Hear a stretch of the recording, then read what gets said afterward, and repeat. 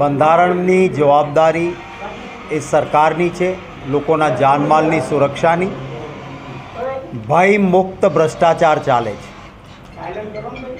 વજુભાઈ વાળાએ જે ગઈકાલે કહ્યું એ પ્રમાણે કે મીઠાઈ આપ્યા વગર કાંઈ આવું થાય નહીં.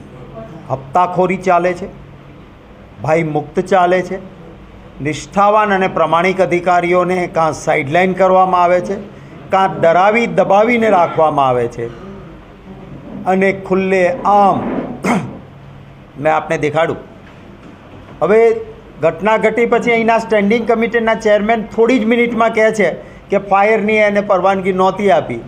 તો તમને તરત 10 મિનિટમાં જો આ ખબર પડતી હતી તો અત્યાર સુધી તમે ક્યાં સૂતા હતા?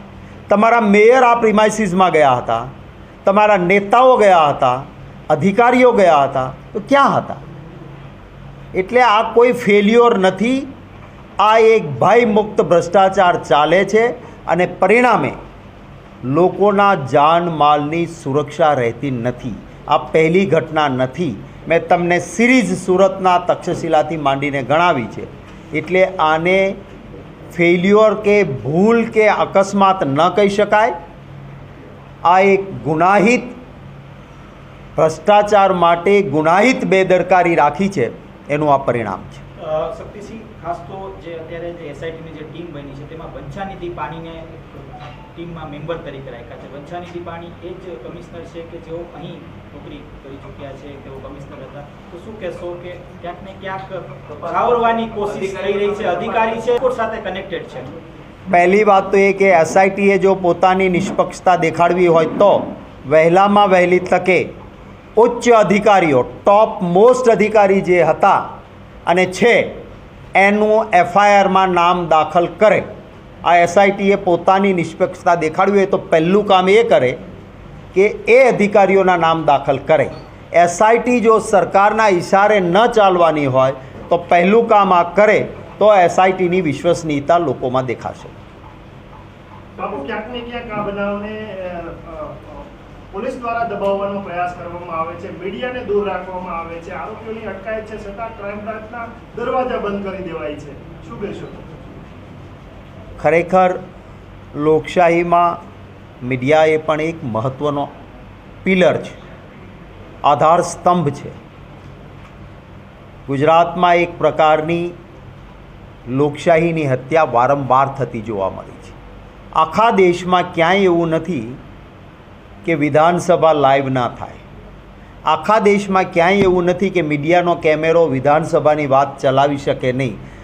સ્પીકર અથવા વિધાનસભા મોકલે એટલું જ તમારે ચલાવવાનું, વિરોધ પક્ષનું નહીં ચલાવવાનું, આવું ક્યાંય છે નહીં. એ જ રીતે તમને જો ક્રાઇમ બ્રાન્ચમાં કે પોલીસમાં ન જવા દેવાતા હોય તો જવાબદારી કોની? ગૃહમંત્રી શ્રી, ગૃહ ખાતું પણ સીએમ સાહેબ પાસે છે. ખબર નથી કેટલું તથ્ય છે, પણ સીએમ સાહેબનું સંચાલન કોઈ બીજું કરે છે, આવી એક છાપ ઊભી થઈ છે. ત્યારે મીડિયાને સંપૂર્ણપણે, અને હું જરૂર કહીશ કે આપણું મીડિયા એ સંયમ રાખીને ચાલે છે. માનવતાવાળી જ્યાં જ્યાં ઘટના હોય છે ત્યાં સંપૂર્ણ સંયમ બધા જ લોકો રાખે છે. એટલે એમને નહીં જવા દેવાના. એટલે શું તમારે છુપાવવું છે? ખબર નથી પડતી. બાપુ, મોતનો આંકડો હજી ક્લિયર નથી થયો. મીડિયા પાસે કંઈક અલગ માહિતી છે, તંત્ર કંઈક અલગ માહિતી આપે છે. શું કહેશો આને લઈને? અને લોકો પણ સ્પષ્ટ જે કહી રહ્યા છે કે આંકડો ખૂબ મોટો છે.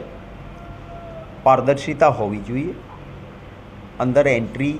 એ ઉપરાંત એની એન્ટ્રી ન થઈ હોય એને કામ કરનારા લોકો બી હશે. કોઈ મને કહ્યું કે કોઈ નેપાળથી કે કોઈ બહારથી આવેલો પરિવાર પણ અંદર નાનું મોટું કામ કરતો હતો, એ પરિવાર દેખાતો નથી. કેટલાક લોકો પોતાના પરિવારજનો લાપતા હોવાની વાત કરે છે. ત્યારે આવી સ્થિતિમાં તંત્રની પહેલી જવાબદારી એ છે કે તાત્કાલિક સત્યનો સ્વીકાર થાય, સત્ય લોકો સામે આવે અને લોકો દ્વિધામાં ન રહે.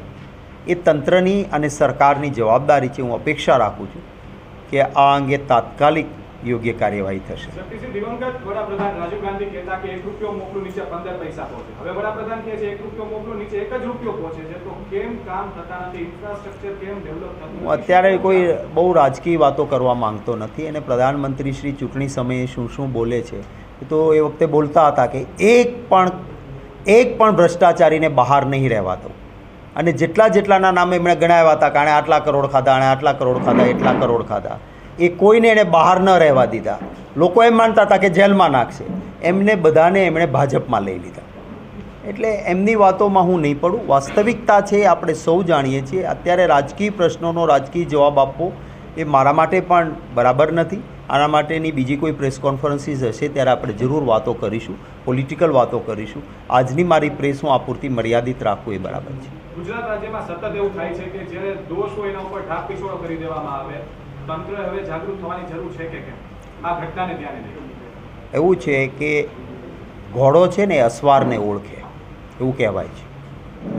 સારો અસવાર હોય તો ધારે ત્યાં ઘોડાને લઈ જાય અને એ જ ઘોડા ઉપર અણઘડ અસવાર બેઠો હોય તો ઘોડો મન ફાવે ત્યાં અસવારને લઈ જાય. અધિકારીઓ છે ઘોડા છે, ચલાવનારા લોકોના ચૂંટાયેલા પ્રતિનિધિઓ છે. સારો અસવાર હોય તો અધિકારીઓ પાસેથી સારા કામ કરાવી શકાય.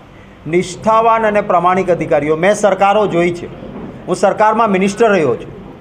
મુખ્યમંત્રીને મોઢા પર ના પાડે કે સાહેબ આપનો આદેશ છે પણ લોકહિતમાં નથી, મને લાગે છે ન કરવું જોઈએ ને આ મારા કારણો છે. મુખ્યમંત્રી એ અધિકારીની વાત સ્વીકારતા ને એને ફિલ્ડમાં રાખતા. આજે માત્ર ને માત્ર જે ઈચ્છે એમ જ અધિકારી કરે. આ સરકારનું જે વલણ છે એના કારણે અને પૈસા, ભાજપના ધન સંગ્રહ માટે તમે કેવા લોકોના પૈસા લો છો અને પછી એ લોકો તમને ધન સંગ્રહ આપે એટલે એને બધું જ કરવાની છૂટ. આ પ્રક્રિયા જે છે ને એમાંથી બહાર આવવું જ પડશે. શક્તિભાઈ, હાઈકોર્ટે કહ્યું છે કે 6 માંથી 3 માલિકો પકડાયા છે તો બીજાને પકડવા શું કંકોત્રી લખવાની છે? અમને હવે સ્થાનિક તંત્ર કે રાજ્ય સરકાર ઉપર ભરોસો નથી. જે અધિકારીઓ ગેમ ઝોનની મુલાકાતે ગયા હતા તેઓ શું કરી રહ્યા હતા? આટલા વર્ષોથી ગેમ ઝોન આ બાબતની ગંભીરતાને ધ્યાને લઈને અવલોકનો કર્યા છે. આપના માધ્યમથી મને જાણવા મળ્યું છે. આ પ્રકારના અવલોકનો જ આ પ્રકારની ઘટનામાં આ જ અવલોકનો હોઈ શકે. મેં આપને ફોટાઓ બતાવ્યા કે મેયરશ્રી જાય છે, ધારાસભ્ય જાય છે, એક મહામંત્રી ભાજપના જાય છે અને ભાજપની ટીમ જાય છે અને પહેલાં લખે છે કે આટલા લોકો આવ્યા. કલેક્ટર જાય છે, એસપી જાય છે, કમિશનર જાય છે, ઝોનનો પોલીસ ઓફિસર જાય છે અને સોશિયલ મીડિયામાં એ લખે છે. તો પછી શું થાય? આ સમજી શકાય એવી બાબતો છે. એટલે નામદાર હાઈકોર્ટ સ્યો મોટો આ અંગે વધારે પ્રેયર કદાચ જે કંઈ હોય તે બાજુએ મૂકીને નામદાર હાઈકોર્ટ પોતાના વિઝડમમાં કરે. પણ ભૂતકાળનો પણ દાખલો છે કે હાઈકોર્ટે ફટકાર લગાવ્યા પછી પણ આ સરકારમાં સુધારો થયો નથી.